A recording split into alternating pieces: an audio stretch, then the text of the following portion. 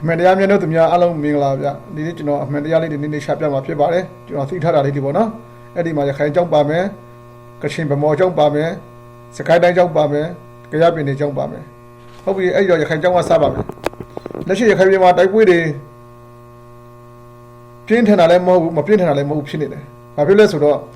့အခက်တော်နေပြီသူတို့ထိုးစစ်ဆင်ထားတဲ့နေရာတွေကိုသူတို့သိမ့်ပိုက်ထားပြီးရင်အဲ့ဒီနေရာမှာသူတို့ဟာဒီရှေ့ကုပ်ယူထားပြီးရင်ဆက်လက်ရက်တဲ့နေရာကိုတွေ့ရတယ်အဲ့ဒီချိန်မှာစကားစားအထက်ပိုင်းက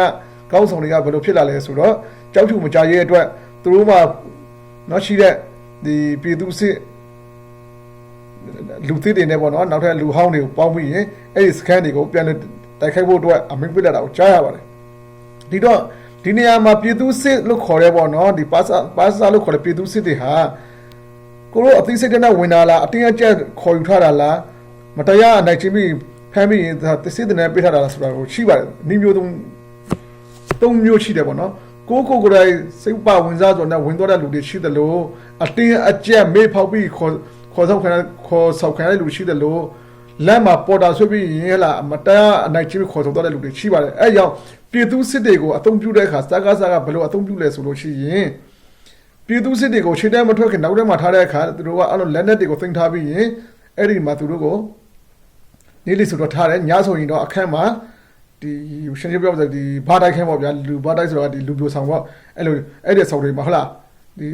ီစေကားရောက်အယောက်20ထေးပြီးရင်အခန်းတွေကိုဟိုဆောင်ပေါ့ဒီလုံချုံရေးရဆိုပြီးပေါ့နော်သူတို့ညဆိုတော့ပိတ်တယ်မနေ့ဆိုပြန်ဖွင့်တယ်ပေါ့အဲ့လိုလုပ်တယ်အဲ့လိုလုပ်ပြီးရင်သူတို့ခြေတန်းထွက်တော့မယ်ဆိုလို့ရှိရင်အဲ့ဒီလူငယ်တွေကို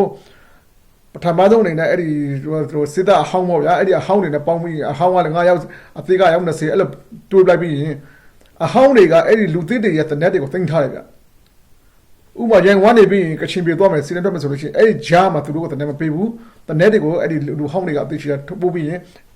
သူတို့တနက်နဲ့စောင်းနေတယ်ကျန်တဲ့လူသစ်တွေကတော့ကားပေါ်ပါတယ်ပေါ့အဲ့လိုလုပ်တယ်ခြေတဲ့ရောက်တဲ့အခါလူသစ်တွေကိုခြေတဲ့ခြေမတင်ပြီးရင်ခြေကတော့ခိုင်းပြီးနောက်ကနေပြီးလူဟောင်းတွေလိုက်တယ်ဘာဖြစ်လို့ဆိုတော့လူသစ်တွေကဆေးရဲအတွေ့အကြုံလည်းမရှိဘာမှဒီလက်နဲ့ပတ်သက်တဲ့အတွေ့အကြုံလည်းမရှိတင်တဲ့ဆိုတာလည်း2လ3လသွားပြီးတက်ခဲ့ရတယ်ပေါ့နော်အဲ့ဒီကိစ္စတွေတော့ဆေးအတွေ့အကြုံမရှိတဲ့အတွက်နဲ့ခြေတဲ့ရောက်တဲ့အခါသူတို့ကဟုတ်လားမိုက်နေမိတာတို့နော်တစ်ဖက်ကလူတွေရဲ့တစ်ဖက်အဖွဲ့အစည်းတိုက်ခိုက်တာတို့ခံရပြီးသေးတာများတယ်ဗျဒီတော့ဘာဖြစ်လဲဆိုတော့ security မှာအဲ့ဒီလူငယ်တွေကိုမယုံကြည်ဘူးသူတို့ကလည်းသူတို့သိတယ်ငါတို့ကအတင်းကျပ်ခေါ်ထားတဲ့ကိုဖက်ဒီတနေ့တစ်ချိန်မှာဒီကောင်လည်းနဲ့ထွက်ပြေးသွားနိုင်တယ်သို့မဟုတ်နောက်ဆုံးနာကြည့်ပြီးငါတို့ပြန်လေပြစ်ခဲ့နိုင်တယ်တွန်းလှန်နိုင်တယ်ဆိုတော့သိတဲ့အတွက်နဲ့သူတို့ဟာခြေတန်းစစ်မြေပြင်ကိုရောက်မှအဲ့ပါစာဆိုတဲ့လူငယ်တွေကိုကတော့တနေ့ထုတ်ပြတာတွေ့ရတယ်ဒီတော့လက်ရှိရခိုင်ပြည်တောက်ပြမှုမှာလည်းအခုရသူတို့ကျွန်တော်တို့ကြားတဲ့သတင်းပေါ့နော်ဒီစကားစားပို့ထားတဲ့ပါစာတွေပြည်သူစစ်တွေအများကြီးပါတယ်ပြောတယ်အဲ့ဒီပြည်သူစစ်အများစုကဘာဖြစ်လာလဲဆိုတော့သူတို့ကနောက်ဆုံးကျတော့တိုက်ပွဲမလုပ်ချင်တဲ့တွန်းနဲ့နော်အထက်မှာစူပူမှုတွေထွက်ပြေးမှုတွေတွေ့ရတယ်အဲ့ထွက်ပြေးတဲ့တချို့ဆိုလည်းလက်နဲ့ပါတချို့လည်းမပါဘူးနော်ထွက်ပြေးကြတယ်အဲ့ဒါတွေကိုကြတော့သူတို့ဘယ်လိုသတင်းလွှင့်လဲဆိုတော့ဒီနော်ဒီတဲထီမှာရှိတဲ့တဲအဖွေးစီအချင်းချင်းပတနာဖြစ်ပြီးပေါ့နော်လက်နဲ့ထွက်ပြေးလက်နဲ့တိတ်ချောင်သွားတယ်အဲ့ဒါတွေကိုပြန်ပြီးလိုက်လံဖန်ဆီးနေပါတယ်ဆိုပြီးရင်သူတို့ကဝါဒမိုက်ဖျမ်းပြီးပေါ့နော်လိုက်လံဖန်ဆီးတာပြအခုအဓိကကြောက်ဖြူမှာဆိုလည်းမျိုးထိပ်တော်ဝင်ရောက်ဖန်ဆီးတာပြအဲ့ဒီဝင်ရောက်ဖန်ဆီးတဲ့ထက်မှာအဓိကအဖက်ခံရတဲ့လူတွေကအဲ့လိုပြည်သူစစ်ဖြစ်တာတွေ့ရတယ်နေပြည်မကျွမ်းကျင်မှုဘာသာစကားမကျွမ်းကျင်မှုနော်ချင်းပြောတယ်ရင်းနှီးမှုမရှိဘူးအဲ့ဒီလူငယ်တွေကဘူးမသိပါဘူးထွက်ပြေးလာပြီးဒီဘက်ကရောက်တဲ့ခါဒီခိုင်ဒေသတွေခိုင်ကြီးရွာတွေပေါ်မှာမျိုးထိရောက်တဲ့ခါအဲ့ဒီဒေသခံတွေကိုပြလေးမရှင်းပြနိုင်ဘူးချင်းပြောဒေသခံတွေကလည်းစီယူနဖောင်းနဲ့တနေ့နဲ့ဆိုတာစိုးရင်ကြောက်တာတွေပါတယ်မယုံကြည်မှုတွေပါတယ်အဲ့ကြောင့်သူတို့ပြောတာလည်းမယုံဘူးနော်အဲ့ဒါမျိုးတွေဖြစ်တဲ့အတွက်နဲ့နောက်ကလိုက်လာတဲ့ဒီစကားစားတဖွေတွေကသူတို့လွယ်ဖမ်းမိတော့ကျွန်တော်ကြားရတယ်ပြီးတော့ကြောက်ဖြူမှာအဲ့ဒီထင်းချုပ်ထားတဲ့နေမြေတွေပေါ့နော်အေးကနေပြီးသိမ်းထားတဲ့နေရာတွေပေါ့စကားစားစကန်တွေအဲ့ဒီစကန်တွေကိုဝင်တိုက်ဖို့အတွက်အခုပြန်ပြီးသိမ်းဖို့အတွက်ပေါ့ဗျာသူတို့စစ်ကြောင်းထိုးတာတွေ့ရတယ်အဲ့စစ်ကြောင်းထိုးတဲ့အချိန်မှာအဓိကအခုသူတို့ဟာအဲ့မော်တာနော်မော်တာတဲ့ဒီလေထီကိုမသုံးတော့ဘူးတရုံးကအများကြီးမသုံးဘူးနော်နောက်ပြီးဒီသူတို့အဲ့ဒီ white တွေးတို့နော်ဒီ jet fighter ကအများကြီးမသုံးတော့တွေ့ရတယ်ဘာဖြစ်လဲဆိုတော့ဒီနေရာမှာအဓိကအရေးပါတဲ့အရာတို့ကဒီကြောက်ဖြူမျိုးထက်ဒီတရုတ်ထင်းချုပ်ထားတဲ့ပေါ့နော်တရုတ်ရဲ့ဒီစီးပွားရေးရှိတဲ့နေရာတွေကိုထိခိုက်မှာဆိုလို့တရုတ်ကိုယ်တိုင်ကလည်းပြောထားတယ်ငါတို့ရဲ့နော်မင်းတို့ကိုငါတို့ကလူအင်အားငွေအင်အားနော်နိပညာအင်အား ပြေဝပေးထားတယ်အဲ့ဒါမင်းတို့နဲ့တာသက်ဆိုင်တယ်တကယ်လို့ဒီရောက်ပြီးပွဲကမင်းချုံသွားပြီဆိုလို့ရှိရင်အဲ့ငါလည်းပတ်သက်မှုမရှိဘူးအဲ့ကြောင့်ငါတို့ရဲ့နော်ဒီစီးပွားရေးကိုလည်းထိခိုက်နိုင်တာကိုထိခိုက်နေနိုင်မှာငါတို့မလိုလားဘူးဆိုပြီးပြောထားတာကိုကျွန်တော်ကြားတယ်သိရတယ်ပေါ့နော်ပြီးတော့တရွေးနေပြီးအခါတဲ့တော့တိုက်ဖို့တော့စကားစကိုလူအင်အားနိပညာအင်အားငွေအင်အားနော်အများကြီးထောက်ပံ့ထားတယ်ဒီကြားတွေကအခါတဲ့တော့တစင်းတက်လာတဲ့တော့နဲ့လက်ရှိဆိုကြောက်ဖြူမျိုးနဲ့အနည်းဆုံးနေရာရောက်လာသလိုဒီတရုတ်ရဲ့စီးပွားရေးနေရာနဲ့လည်းအနည်းဆုံးရောက်လာတော့နဲ့တရုတ်ဟာလားမျက်လုံးတောက်ထောက်ကြည့်နေတဲ့စကားစလှုပ်ဆောင်ချက်တွေကိုအဲ့ဒီတော့စကားစတာဒီနေရာမှာချုံသွားပြီနော်လက်ထက်ကိုကြောက်ဖြူရသွားပြီဆိုလို့ရှိရင်ပထမတစ်ချက်တရုတ်နဲ့စကားစနဲ့ပထနာတက်ဖို့အချက်တစ်ချက်ဖြစ်လာတယ်။ဘာချက်လဲအဲ့ဒီအေကကြောက်ဖြူသိမ့်ပြီဆိုတော့တရုတ်ရဲ့စီးပွားရေးလုပ်ခွင့်ဖြစ်တဲ့တဘာရွှေသွားတော့တန်ငွေရဲ့နော်ဒီငွေကြေးကိုအေနဲ့စကားပြောလာမှာဖြစ်တယ်။အေနဲ့စကားပြောလာမယ်ဆိုလို့ရှိရင်စကားစအနေနဲ့ဘယ်လိုမှလက်ခံမှာမဟုတ်ဘူး။သူတို့ကအဲ့ဒီကရတဲ့ငွေကြေးနဲ့နော်အကျိုးမြတ်ခံစားနေတာ။ဒီတော့တရုတ်ကပြမှာပဲအဲ့ဒီနေမီကိုထိန်းချုပ်ထားတဲ့လူနဲ့ပဲစကားပြောလို့ရမယ်။ဥပမာ okay အေကထိန်းချုပ်ပြီအေကအဲ့ဒီနေရာမှာရှိတဲ့နေရာဟုတ်လားပိတ်ဆိုရဲဆိုရဲလောရတော့မှာအဲ့တော့သူတို့ကအေနဲ့စကားမပြောဘဲနဲ့စကားနဲ့တော့စကားနဲ့တော့စကားပြောမယ်ဆိုလို့ရှိရင်ဒီအိမ်ပိုင်ရှင်နဲ့မပြောဘဲနဲ့နော်အပြင်ကပွေးစားနဲ့တော့ပြောလို့ဘေးရမလဲအိမ်ပိုင်ရှင်ကရောက်မယ်ဆိုမှရောက်ရမှာပေါ့အိမ်ပိုင်ရှင်ကမရောက်တာကြီးကိုပွေးစားနဲ့ပြအတင်းကျပ်ရောက်မယ်ဆိုရင်ပွေးစားကိုငွေအဲ့ခင်ဗျာသူရဲ့ဆုံးရှုံးပါလေတရုတ်ကသိတယ်အဲ့ကြောင့်အေကလည်းဒီနာပါတယ်အေကလည်းအဲ့ကြောင့်ဒီကြောက်လို့တိုက်ပွဲမှာသူကတင်းပြင်းထန်မလုပ်ဘူးနော်ဥပမာကအဲရိုဒီမော်တော်တို့ခွာတို့မင်းပြားတို့ဆိုမှဆိုလို့ရှိရင်ပေါ့နော်ကြောက်တော်တို့မှဆိုလို့ရှိရင်အေကအကြည့်ကြည့်လက်လက်ကြီးတွေတုံးပြီးအကြည့်ကြည့်ဒီဒုံးတွေအကြည့်ကြည့်ရှာတယ်လူအင်အားအကြည့်ကြည့်ထိုးတယ်ဒီကြောက်လို့ကြတော့အေကအဲ့လိုမဟုတ်ဘူးသားဖြည်းဖြည်းချင်းသုံးတယ်ဖြည်းဖြည်းချင်းသွားတာပေါ့နော်ဖြည်းဖြည်းချင်းသွားပြီးရင်ဘယ်လိုပြောမလဲရတဲ့အခွင့်အရေးကိုအပြေးဝသုံးချတယ်အခွင့်ရဖို့အတိုက်တာမရှိဆိုရထားတယ်သူအေကအဲ့လိုသွားနေတာအဲ့တော့ဘာဖြစ်လို့လဲကြောက်ဖြူမှာထိခိုက်နေတာဘူးဒီတရုတ်ရဲ့စီးပွားရေးမှုတွေထိခိုက်နေတာဘူးဟိုအနေဆုံးဖြစ်အောင်ဆောင်ရွက်နေတော့ကျွန်တော်မြင်တယ်ဒါဆိုတရုတ်ကသိတယ်အဲ့ကြောင့်တရုတ်ကဒီအေနဲ့ပတ်သက်ပြီးဘာမှလည်းပြောခွင့်မရှိပြောလို့လည်းမရဘူးဆိုတော့သိတယ်ဘာဖြစ်လို့မရလဲအေကိုကောင်းဆောင်ပဲတွေကိုသွားပြီး comment ပေးရင်တော့ခိုင်ပီထိမှာရှိတဲ့အေက तू ကတိသက်ရက်နေတာနော်တိသက်ရက်နေထားတာဒါကိုသိရတဲ့ဒီရခိုင်လူထုရဲ့စိတ်သဘောထားကိုနားလည်ထားတဲ့အတွက်နဲ့တရုတ်ကဘာမှဝင်ရောက်ဆွမှုမရှိဘူးအဲ့တော့သူတို့ပစ္စည်းဆုံးမှုမရှိအောင်စကားစပြောတဲ့အတိုင်းဟလာလက်နဲ့ရိတ်ခါနိပညာပေးတယ်သူလည်းအခုဆိုအလုံးမြင်တဲ့အတိုင်းပဲဒီကြောက်ဖြူမှာစကားအဖွဲ့အစည်းတွေကအလေးလေးအကွေးကွေးနဲ့အထိခိုက်များစွာနဲ့ဒုက္ခရောက်တွေ့ရတယ်ဆုံးရှုံးမှုတွေဒီလက်နဲ့အဖက်ခံမှုတွေလက်နဲ့မရှိအဖက်ခံမှုသေဆုံးမှုတွေထွေးပြင်းမှုတွေနဲ့တက်ပြက်နေတာကိုကျွန်တော်တွေ့ရတယ်30နှစ်ရေးတိုင်းရေးထည့်မှာဆိုရင်လည်းသူတို့အထက်မှာအချင်းချင်းပေါ့နော်ဒီပြောမယ်ဆိုလို့ရှိရင်ဒီစကားစားရဲ့ဗမာလို့ပြောမှာအဲ့ဒီဖွားတစ်ဖွဲ့ဒီဘက်မှာရခိုင်လူမျိုးပေါ့နော်စကားစားတစ်ဖွဲ့အဲ့ဒီဖွဲ့ကနေပြီးတစ်ဖွဲ့လို့ဖြစ်နေတယ်ဘာဖြစ်လဲအဲ့ဒီရခိုင်ဖွဲ့စည်းသူဖွဲ့ဖြစ်တဲ့ရခိုင်လူမျိုးတွေဖြစ်တဲ့စကားစားလက်အောက်ကနေဒီကောင်လည်းဒီဘက်မှာရှိတဲ့ဗမာလူမျိုးလူကြီးတွေကမယုံကြည်ဘူးဒီကောင်ကအဆက်အသွယ်ရှိနိုင်တယ်တစ်ချိန်ချင်းမှာငါတို့ကိုဟိုလာပြန်လုံးနေတယ်ဆိုတော့နဲ့ဟုတ်လားသူတို့ကလည်းအယုံကြည်မရှိဘူးအပြင်လည်းမပေးထုတ်ဘူးအထဲမှာဟုတ်လားလှော်ပြီးပေါ့ဗျာရှင်းပြောမယ်ဆိုရင်မသိရင်ပဲသူတို့ကပဲယူဒီဇိုင်းရှိတဲ့ပုံစံမျိုးမဟုတ်ဘူးအဲ့လူတွေအပြင်ထွက်မှကြောင်းနေတယ်အပြင်ထွက်လာပြီးတတိပေါက်ချက်မှကြောင်းနေတယ်အထက်မှာဘလို့ဖြစ်တယ်ပေါ့နော်ဘလို့ view ဟာလည်းခင်းထားတယ်ဘလို့တိုင်းရနိုင်တယ်ဆိုတော့တတိပေါက်ချက်တော့မှလည်းကြောင်းတဲ့အတွက်နဲ့အထက်မှာရှိတဲ့ရခိုင်လူမျိုးတွေကအပြင်မှာပြည့်ထွက်တော့ကျွန်တော်ကြားရတယ်အဲ့တော့စာကြောင်းပြမှရှိတဲ့စာကစားနဲ့ပတ်သက်တဲ့လူကြီးပိုင်းတွေရဲ့မိသားစုတွေကြတော့လည်းထွက်ပြေးကုန်ပြီအဲ့လိုပဲဒီဘန်လေးပဲမှုကလည်းမရှိတော့ဖြစ်သွားပြီဒီတော့ဒါကိုခြုံပြီးကြည့်မယ်ဆိုရင်ကြောက်လူမျိုးကကြားတလောက်ဖြစ်နေတော့ကျွန်တော်တွေ့ရတယ်အေကအလဲမထုံသေးတာတခုရဒုတိယတစ်ချက်ကဒီ30နှစ်တည်းအပါဝင်ပေါ့နော်အဲ့မှာရှိတဲ့ scan တွေကိုအလုံးစုံမသိတာတခုရဒီတစ်ခုပဲရှိတယ်ကျန်တာကတော့အေးလည်းတစ်ရောက်တော့ကျွန်တော်တွေ့ရတယ်။တညောက်တွေရဲ့ scan လို့ပြောနေတညောက်တွေဆိုတာ scan လို့ပြောနေတဲ့အဲ့ဒီရေတက်ဌာနချုပ်ဆိုတာလဲဘာမှအခုချိန်ထိနော်မြန်မာနိုင်ငံမှာအရေးပါအရာပဲလို့နေရာမရှိဘူး။ဘာဖြစ်လို့လဲသူတို့ပြောတဲ့တညောက်တွေရဲ့ scan ရှိတဲ့သိမ်းဖို့ကြီးဆိုတာဟုတ်လားလူတင်လူချဒီလောက်အဆင့်ပဲပြောမယ်ဆိုရင်ပြကုန်တင်သိမ်းဖို့အဆင့်လောက်ပါပဲလူတင်လူချရက်ခါကြဒီလောက်အဆင့်ပဲပြည်တွင်းမှာရှိတဲ့ဒီနေရာတွေကိုဘေးနေရာနဲ့ဘေးအပြောင်းတော့ပြစ်မှာလဲဘာလို့တော့လှမ်းပြစ်မှာလဲဒါကိုသိဖို့အဲ့ဒါကိုမသိတဲ့စကားစလော်ပြီးကြတော့ဟာသိဖို့နဲ့တိုက်ပါရေတဲ့အင်အား28ရှိတာပဲတိုက်ပါခရိုက်ပါអော်ကြတယ်တိုင်းဘေးဟာကိုတော့တိုင်းပဲမသိတဲ့ဖြစ်နေချိန်မှာအဲ့ဒါအော်စကားစပူပြီးစိတ်ဆိုးတာပေါ့စိတ်ဆိုးတော့အဲ့ဒါသူနဲ့ပတ်သက်လူတွေကိုဖန်ဆီးတယ်လို့တော့တွေ့ရတယ်အချင်းချင်းပြဿနာဖြစ်တာတွေ့ရတယ်နော်ဒါလက်ရှိမြေပြင်အနေထားကြောက်ဖြူမှာဆိုလို့ရှိရင်လည်းအဲ့လိုစကားစနဲ့ရဲ့ အဖြစ်ပြကြီးမယ်ဆိုရင်စကားစားသူ့ရဲ့နော်မစားရတဲ့အမေသိနေပဲဆိုသူတို့ပေါ့ဗျာဟုတ်လားငါတို့လည်းသေမဲ့တူတူဟုတ်လားအောက်မှာရှိတဲ့အတင်းအကျပ်ဖန်ထားတဲ့မတရားခေါ်ထားတဲ့ကောင်တွေလည်းသေပဲဆိုပြီးအတင်းအကျပ်အဲ့ဒီလူငယ်တွေကိုနဲ့နော်ဒီစစ်ကြောင်းထိုးတာကိုတွေ့ရတယ်စစ်ကြောင်းထိုးလို့နိုင်သွားရင်တော့ဗျာသူတို့တော့အခွင့်ရမယ်နော်ခွင့်ရမယ်ဆိုတာလက်အောက်ငွေသားတွေမဟုတ်ဘူးစကားစားအထက်ကမင်းအောင်လည်းအကုန်တွေအခွင့်ရမယ်ရှုံးသွားပြီဆိုလို့ရှိရင်လည်းသူတို့ကဒီကောင်တွေပဲသေပါသူနဲ့ပါတဲ့မှုမရှိဘူးဆိုတဲ့အတိုက်တာတစ်ခုနဲ့လူတွေရဲ့အသက်တွေကိုအလားဟာသာဆုံးချုံလုံးနေတာကိုကျွန်တော်မြင်တယ်။ဒါကြောက်ရွံ့နေပတ်သက်ပြီးကြောက်ရွံ့မှာအေးရအချိန်တွေကောင်းတယ်။အချိန်တွေကောင်းတယ်ဆိုတော့ဗာလဲအေးထိန်းချုပ်ထားတဲ့နေမြေတွေ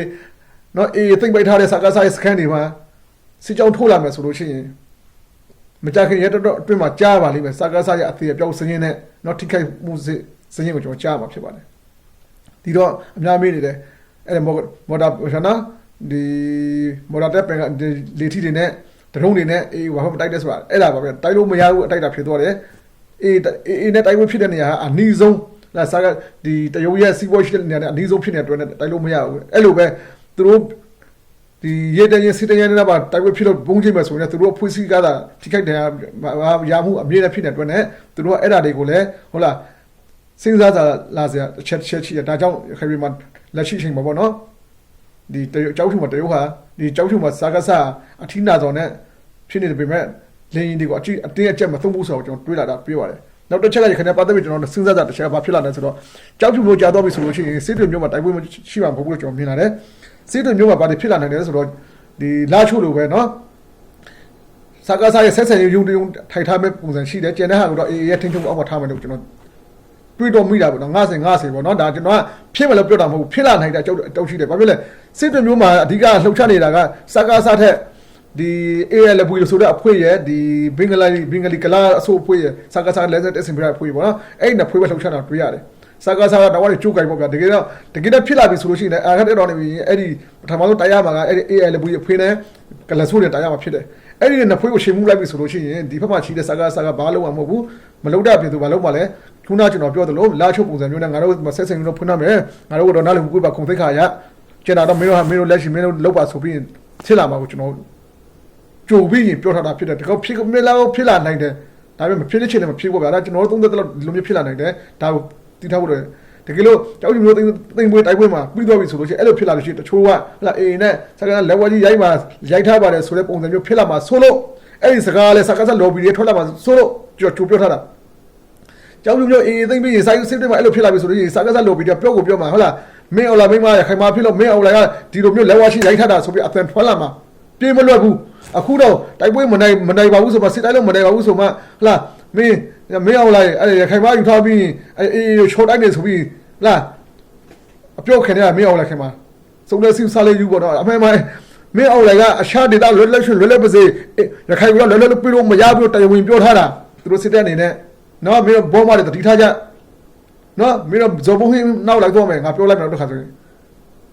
ဇော်ဘုံဟင်းကိုဖမ်းတယ်ဟုတ်လားစစ်တဲ့ကိုဆဲလို့အချင်းချင်းပြဿနာပြ no ဇော်ဘုံဟင်းကိုဖမ်းတဲ့ကိစ္စက MDY PD လို့ခေါ်တဲ့ဘန်ဒလေး PD ကထုတ်ပြတဲ့နော်အဲ့ဒီတချို့ကိစ္စအဲ့ဒီကိစ္စမှာဇော်ဘုံဟင်းကနောက်ကနေပြီးကြိုးထောက်နောက်ခက်ပါတယ်ဆိုပြီးစစ်စစ်ဖမ်းသွားတာမသိမင်းတို့ဖက်တာငါရဲ့ channel မှာပြောထားတာရှိတယ်နော်အဲ့ဒါကြောင့်အခုကြိုးဆိုးဆိုကြောင်းဝါလဲနဲ့ဒီတရင်လွှင့်တာထက်အဲ့ဒီစာရစာနဲ့ပေါ်ပြီးဟိုခြေတက်ကိုလိုက်တယ်လို့ဒီခြေမွေးနေကိုလိုက်တယ်လို့လုပ်ပြီးတရင်လွှင့်နေတာကြောက်နေတာအဲ့ကောင်နော်သူ့အလေးရောက်မှာဆိုလို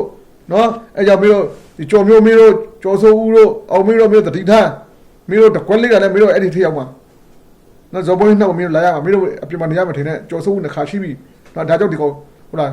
ပို့ချိုးသွားတာလုံးမလုံးရတော့အသက်မထွေးဘူးအခုအပိုးမချိုးသေးတာကြော်မှုနုခေါ်ကြော်မျိုးမင်းတို့လာအောင်မှာနော်မင်းရဲ့တရင်အစားတိုင်းခြာနေတယ်နော်မင်းရဲ့တရင်အစားတိုင်းကိုခြာနေတယ်ရပါစတဲ့မင်းကဆွေးထုံးမှာဒုတိယတစ်ချက်အဲ့လိုဆွေးထုတ်တဲ့ပြမင်းကိုလည်းအညှို့တင်းတဲ့လို့အောင်မှာမင်းကိုလုံးချင်တဲ့မင်းရဲ့ရောက်ခမမင်းရဲ့မိသားစုကိုခွေးဖြုတ်လို့အောင်မှာဘာလို့ကြားတာကမင်းရဲ့မိမရခိုင်လို့ပြောတယ်လေအေးလုံးမမင်းတို့တတိထားကြနောက်ကြော်ပြောမင်းတို့တတိထားကြငါပြောချင်တာအဲ့ကြောင့်ကျွန်တော်ခိုင်တဲ့ပတ်သက်ပြီးရင်စီးတုံးတက်တဲ့ချက်တွေလေးလာချက်တွေအများကြီးရှိပါတယ်ကျွန်တော်လည်းကြားတယ်ဒါပေမဲ့ကျွန်တော်သိတဲ့လောက်တော့အေးစစ်ပါပဲခိုင်တဲ့နဲ့ပတ်သက်ပြီးအခက်တက်တော့နေပြီသူပလန်သူနီးပြရတယ်ရှိကိုစက်တိုက်နော်တလှမ်းရှိတော့ကျွန်တော်တွေ့ရပါတယ်အချိန်တန်ရင်တော့ကြာလာပါလိမ့်မယ်အဲ့တော့ဒီစကားပြန်ပြန်လေးပြောမယ်နော်ဒီဗမော်မှာဆိုရင်လည်းပေါ့နော်ဗမော်နဲ့ ဒီဖာကန်နဲ့တရှင်လေးကြားတော့နိုင်တဲ့တိုက်တာရှိတယ်ဘာဖြစ်လဲဗမာမျိုးပက်လေးမှာဒီ KA ရဲ့ပူပေါင်းဖိနေရယူထားပြီးရင်တိုက်ပွဲကအချစ်ချင်မရှိဘူးတိုးတော်လည်းအဲ့မျိုးကထွက်လာတဲ့တဲစကန်ထွက်လာတဲ့ဟိုတမျိုးကိုအမေရွှေတော့ကျွန်တော်ကြားတယ်အဲ့ဒီတော့တဲထေတော့ရှိနေပါတယ်နော်ဗမာမျိုးထဲမှာစကားသားရှိနေပါဒါပေမဲ့အပြင်ထွက်လို့မရဘူးဘေးမှာတော့လို့မရဘူးအတိုက်တာခွဲတယ်လက်ထပ်ပြီးရင်အင်အားပူပလက်ခက်ခဲတွေဖြစ်နေတယ်နော်ဒါတစ်ချက်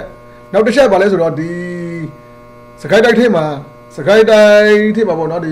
ဘုံနဂါနဲ့ဒီဟိုပါပေါ့မောင်စုခါတို့ဖွေကိုနော်အတိတွေဟိုလို့ကိုတော့စကားစားအထက်ကအတွင်းတချို့တွေနဲ့အဲ့ဒီမှာအတွင်းတချို့ရှိရကိုယ့်ကိုရှာနော်ဘာဖြစ်လို့ဆိုတော့ဒီစကိုင်းတိုက်ထဲမှာစကားစားဘုံတော်ကြည့်ပြီဆိုရင်နေရအတိအကျအချင်းအတိကျနဲ့တော်ကြည့်တာဖြစ်တဲ့အတွက်အဲ့ဒီမှာတည်ပေးရှိလို့ဒီလိုရှာနိုင်တာဖြစ်တယ်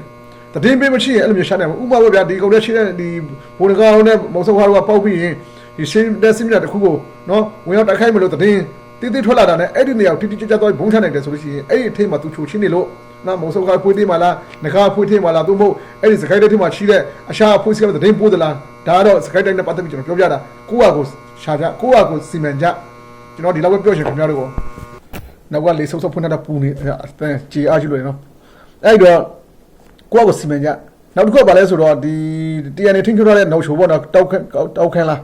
တောက်ခန်းပေါ့နော်အဲ့ဒီဘက်မှာဆိုလို့ရှိရင်စကားစားအရှိန်ကောင်းနေတယ်စကားအရှိန်ကောင်းဒါအမှန်တော့ကျွန်တော်အမှန်တော့ချပြမယ်နော်အမှန်အရှိန်ဘာဖြစ်အရှိန်ကောင်းလဲဆိုတော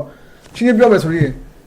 တရားနေရလက်ရှိအချိန်မှာအရင်တော့အင်အားတောက်တိုင်းမှုမရှိဘူးအရင်ကဆိုလို့ရှိရင်ဒီကျွန်တော် PDF တွေပါတယ်ပူပုတ်မဟာမိတ်အဖွဲ့တွေပါတယ်နော်သူတို့ကိုလည်းဆိုတော့အဲ့ဒီအဖွဲ့အစည်းတွေနဲ့ပြည်သူတွေရဲ့နော်ပန်ပူမှုနဲ့အင်အားလည်းကောင်းတယ်ဗျာဟုတ်လားပြီးစိတ်သက်လဲဟာပို့ပြီးတော်တော်လက်ရှိတဲ့ PDF တွေဟုတ်လား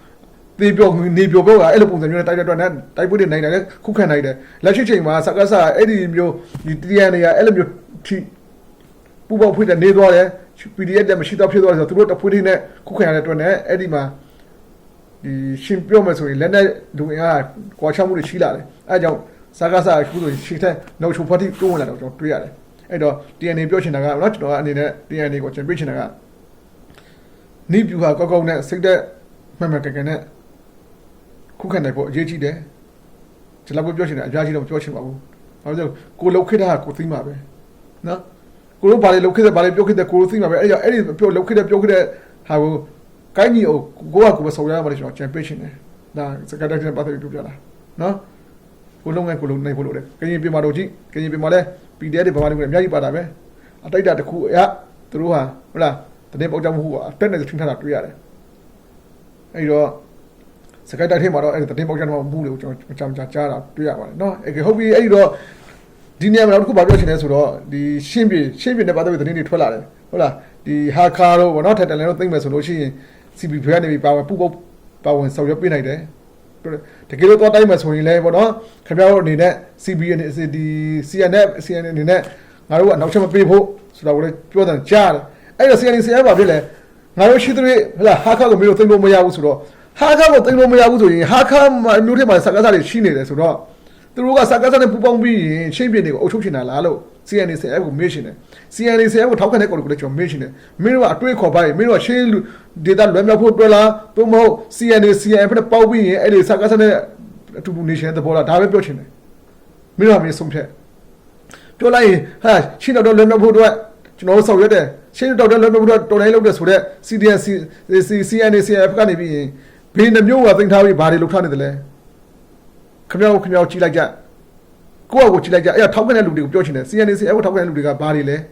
ဲဘာမှမသိပေနဲ့ဟမ်လူမျိုးကြီးငါတို့ဟာခါသားမင်းတက်ဒီထက်တလန်သားကလေးသားဆိုပြီးအဲ့လိုမျိုးအရင်ကမယ်အဲ့လိုမျိုးလူမျိုးကြီးရဲဆွေရွာဆွေတွေပဒနာရှိလို့ခမောက်ရှင်းနေဟာလူမျိုးပုံများစွာနဲ့နော်စူးမရှိဘူးအခု CB ဆိုရှိလိုက် CB မှာလည်းအများကြီးပဲဒါပေမဲ့သူတို့ကစစ်မှန်တဲ့ယုံကြည်တဲ့တော့အတွက်နဲ့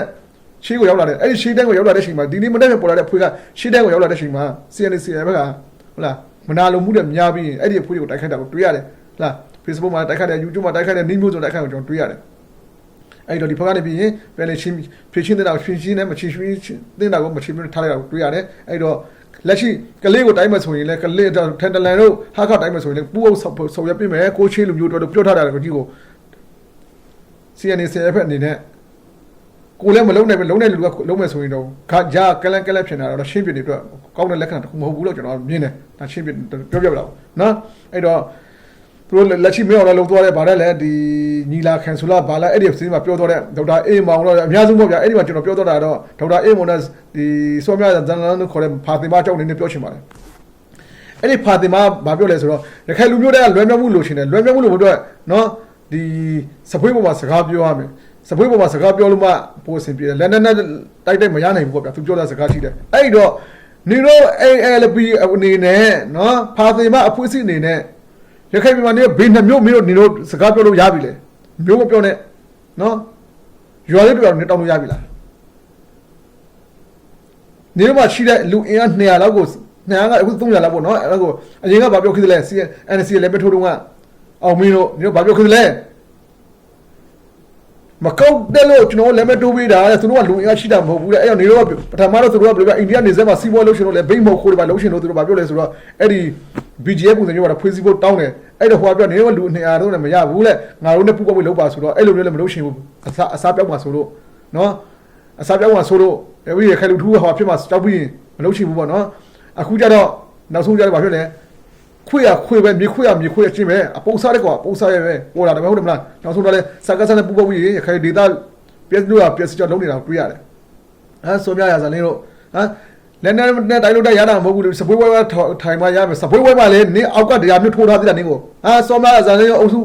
နော်အဲ့ရောက်အေးကပြောတယ်စစ်တွေကမှတိုက်မယ်ဆိုလို့ရှိရင်စကားစားနဲ့တိုက်စံမလို့ဘူးလေစကားစားနဲ့ဟင်းနိုင်လို့ရတယ်လေအကတိကစစ်တွေမှာရှေမောရမှာကလပွေနဲ့ကလာဆိုးလေအဲ့နဲ့ကိုရှေမောရမှာလေနော်အဲ့တော့မင်းတို့သမင်းဝါဝစားတာအဲ့ဒါ ALP မှာပတ်သက်တဲ့မိသားစုတွေကိုလင်ကိုသားကိုမောင်တွေရှိတဲ့မိသားစုတွေနော်အရင်ကတော့ကြောက်တော့ဟောရှိတယ်အခုနင်းနေငိမ့်သွားအဲ့ကောက်တွေအဲ့တော့အခုစစ်တွေမှာရှိတဲ့မိသားစုတွေဖြစ်လာမှကျမတို့ကသူနဲ့ချမ်းကျမယောက်ျားလုပ်တာပါကျမမဟုတ်တော့ဆောင်းမအောင်နဲ့နော်ကံစောတဲ့ကောက်ချက်ခံမနေလို့လေညို့တုံးသက်ခံမနေလို့တတိထားကြရတာမှိမ့်နေရခိုင်ပြောစစ်တွေမှာရှိတဲ့အိမ်တွေစီးပေးချော်တဲ့အိမ်တွေကိုအဖြိုဖြက်ရောက်စားပြောလိုက်သေးတယ်ကျမတို့ကအဲ့ဒါမျိုးတွေကိုကာကွယ်ပေးနေပါလေစောက်ချက်မရှိပါစားပြောတယ်နေခွေးတော့ခွေးတော့မယုံနေလို့ပြောလို့နေတော့ခွေးအားတွေပြောတာခွေးတော့မယုံဘူးနော်နေရောလဲစောက်တော့မကြလူတွေပြောတာနေတော့စစ်ခွေးတွေတော့မယုံဘူးဒီနေ့ချိန်မှာမသိမတိုင်းနေလွှတ်ထားတာနော်လွှတ်ပေးထားတာသူတို့အနေချော်လို့တကယ်လို့ဒီချိန်မှာအေးမရှိဘူးဆိုနေတော့ကအဲ့စာကစားပြီးတော့လောက်ပြကြာလာပြီဆိုပါကြလေးကိုလေနောက်ကနေပြီးဟုတ်လားလုတ်ပြကြာလာပြီရှေ့မှာတော့လုံးဝမဟုတ်ဘူးအဲ့လိုအောက်တန်ဇာမတွေအောက်တန်ဇာစကားရမ်းပြောတယ်ရခိုင်ပြည်တော့နိုင်တော့ရခိုင်ပြည်အာကလေဘရီပါတီဟုတ်လားရခိုင်ပြည်လွယ်မြောက်ပါတီတက်ထားတယ်ရခိုင်ပြည်လွယ်မြောက်ပါတီစုခေါင်းစဉ်တက်တယ်တကယ်လုံးနေတာဖာဒီမာလို့ဘိန်းရောက်တယ်ဆေးချောင်းရောက်တယ်ဓမြားတိုက်တယ်ဒီအလုံးပဲလောက်တာအိမ်တွေဖြိုဖျက်တယ်ခိုးတယ်ရောက်တယ်ဒီတော့ဆောက်စင်းပဲရှိကလူ200 300နဲ့အေကသေပေါင်းကြတော့မလို့ဘူးဟုတ်လားရပြောရင်လုံကြီးခါလာတဲ့နေတော့ဘွားပြက်တယ်အခုအဲ့ဒီနောက်တစ်ခေါက်နောက်တစ်ဖွေးရှိတယ်စကားစားလည်းကဒီဟွာပေးထားတဲ့ကြောထောင်းတော့ပြတဲ့ကလာဆိုးတွေဘင်္ဂလီကလာတွေရခိုင်မှာအေးစစ်မနေဘူးနှာမင်းလိန်လို့ရှင်တဲ့အခွင့်အရေးလို့ရှင်တဲ့ဒီမြေလို့ရှင်တဲ့အဲ့ကြောင့်စကားစားနဲ့ပုတ်ပြီးလုပ်တယ်မင်းတို့ကြည်လိုက်အင်အားများပါစေဘူးတဲ့မဟုတ်တော့မင်းတို့ကောက်တယ်ဘာဖြစ်တော့ခဲ့လဲနှခါငါးပါလေတွေ့လားမင်းတို့ကိုရှင်းတဲ့တင်တာလေမသိရင်ပဲဟုတ်လားဒီမြန်မာနိုင်ငံတော့ပုံစံနဲ့တနခါလေးတော့လိမ့်ထားသေးတယ်ဇာကစားပြောပါဝါရောက်တနခါလေးမြန်မာနဲ့တူတယ်ပေါ့စောက်ရုပ်လို့မတူဘူးကလာပဲနော်ကလာပဲရှင်းပဲအောက်တန်းစားကလာမင်းတို့မြန်မာနိုင်ငံမှာထက်တန်းစားကလာတွေရှိတယ်အေးစစ်စစ်ပဲရိုးရိုးတတနဲ့မင်းတို့အောက်တန်းစားကလာရိုးရိုးအောက်တန်းစားမဟုတ်ဘူးနော်အဲ့လိုအောက်တန်းစားကလာတွေနေရာဟုတ်ပြောနဲ့ငါတို့ခေတ်ပြထဲမှာရှိတယ်မွတ်စလင်ဘာသာဝင်တွေမြို့ရွာဒေသတွေကြေးရွာတွေတင်ကျိန်ဖို့အတွက်ဟုတ်လားကိုတဲတဲ့တပတ်ပူပုတ်ဆော်ရွက်သွားနေကြတယ်ဘာသာရေးဆရာတွေရှိတယ်ပူပုတ်ဆော်ရွက်နေကြတယ်မင်းတို့နေမျိုးလိုချင်တဲ့ကောက်တွေဟုတ်လားနိုင်ငံခြားကောက်တွေထင်ကြည့်တယ်နိုင်ငံခြားကောက်တွေအော်ပေးတယ်ဟဲ့နေမရတော့မယ်ငါတို့ဘင်နိုင်ငံထောက်ပဲနေပဲကူရဲ့သူတို့တပြက်တခြားရတာမဟုတ်ဘူးဒီအပေါ်ကတော့အိတ်ထိနေတယ်အဲ့ဒါကထင်စောက်ထင်နေကြည့်လိုက်အော်အခုနောက်မြေပြောက်ပြီဒုက္ခရောက်ပြီမြန်မာရခိုင်ပြည်မှာနေအေးချစ်နေတဲ့မွတ်စလင်ဘာသာဝင်တွေအေးဆက်နေရမယ်နော်စကားစနဲ့ပုတ်ပြီးမင်းတို့အဖြက်ပြောအမောင်းပွားလုံးတဲ့ကောင်ခုတည်းများလုံးဝရခိုင်ပြည်မှာမြေမှာမထားဘူးအဲ့လိုပဲဘင်္ဂလားဒေ့ရှ်လည်းမင်းတို့မထားဘူးဘင်္ဂလားဒေ့ရှ်ကဘာပြောလဲအိန္ဒိယဘာပြောလဲအဲ့ဒီကောင်ကနှာမေးလိမ်ပြီးဒေတာကိုမတင်မြင်လို့လောကကောင်တွေဆိုပြီးဘင်္ဂလားဒေ့ရှ်ကအိန္ဒိယပြောထားအဲ့ကြောင့်ဘင်္ဂလားဒေ့ရှ်ကသူတို့ဒေတာထွက်သွားတဲ့နော်ဘင်္ဂလားဒေ့ရှ်နိုင်ငံဆင်းရဲပါတယ်စီပေါ်လေသိမရှိဘူးဒါပေမဲ့ သူတို့ကနော်ဥပဒေရသူတို့နိုင်ငံထွက်သွားတဲ့ဘေးကောက်ကိုမဆိုသူတို့နိုင်ငံသားဖြစ်မတဲ့ဖက်တော့ဦးပြန်သွားတယ်ကြည့်ဟမ်အခုဘင်္ဂလားမှာကြည့်လိုက်ရခိုင်ဘက်မှာပထနာဖြစ်ပြေးသွားတဲ့ကောင်တွေအားလုံးဝက်လောက်သူလောက်ထားတာမျိုးထွက်သွားလို့မရဘူးဖြစ်မရမင်းသိချင်းသိတချက်သိချလွှဲထားတာဒီလိုမျိုးဘင်္ဂလားဒေ့ရှ်ဆိုတာလေးစားရမယ်ကိုဒေတာထွက်ပြေးပြီးကိုဒေတာလူမျိုးမခံဘဲနဲ့နော်အခါလူမျိုးဖြစ်နေရလူမျိုးကြိုးစားကောင်တွေအဲ့လိုမျိုးဖြစ်ရမယ်ကိုစီပြန်တော့တဲ့နေရာမရတော့ဘူးရန်ကုန်မှာပဲနေမဲလေးပါပဲနေရခိုင်ပဲနော်ရှင်းရှင်းပဲကြရပဲ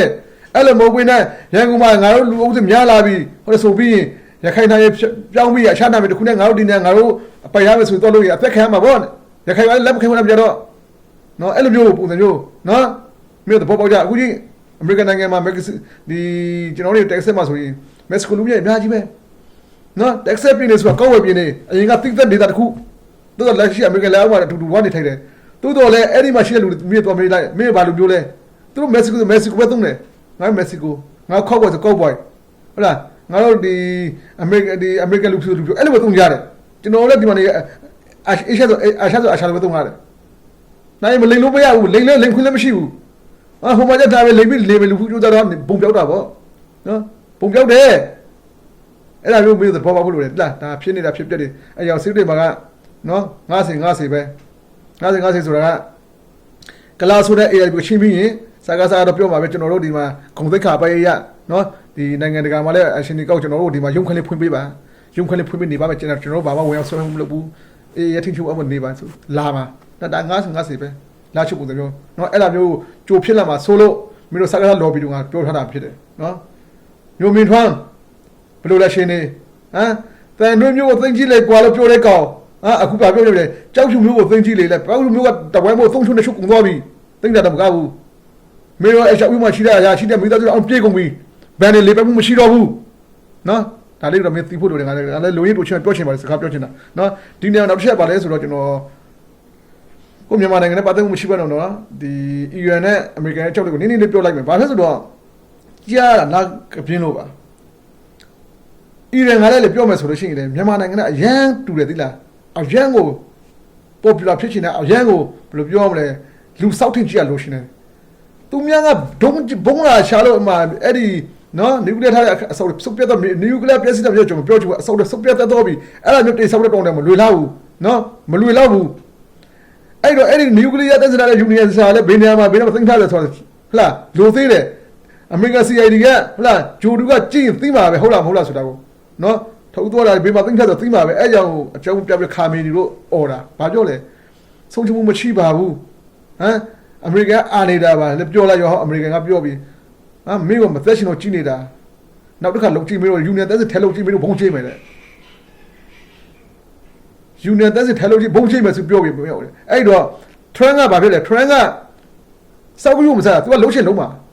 အခုလည်းလုံဖို့တော့လေတာဟာထားတာနော်အဲ့ခါမီနီပြောပြီးသိမကြဘူးလားအဲ့ဒီအီရန်ကနိုင်ငံဆိုင်ဝန်ကြီးကထွက်ပြောတယ်ဆုံးချုံမှုမြင်တာကိုများရှိတယ်ဘာဖြစ်တယ်ညာပြောပြဟုတ်လားအတိုင်ဖောက်လို့မညီကြဘူးအဲကြောင့်နိုင်ငံတစ်ခုမှာဘာသာရေးနဲ့ဖြစ်လာပြီဆိုလို့ရှိရင်အဲ့ဒီဘာသာရေးဟာခဏတစ်ဖြုတ်ကထိမ့်မှရှိရတယ်ကျန်တဲ့ရှင်ကြိုက်ပြိုကွေးတာပဲဘေးနိုင်ငံဘေးဘာသာရေးရမဆိုခင်ဗျာကြည့်လိုက်ဒီ